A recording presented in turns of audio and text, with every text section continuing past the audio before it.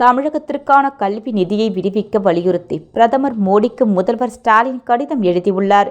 இருமொழி கொள்கையை பின்பற்றுவதில் உறுதியாக உள்ளோம் என ஸ்டாலின் தெரிவித்துள்ளார்.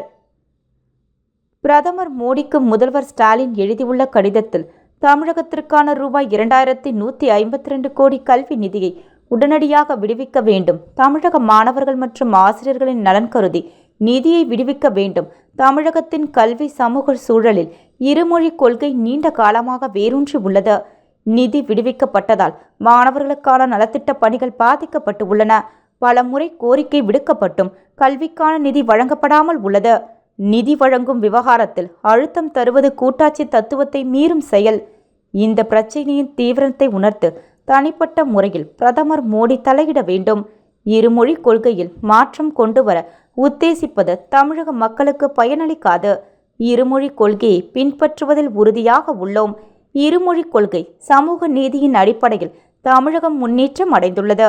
இவ்வாறு முதல்வர் ஸ்டாலின் கூறியுள்ளார்.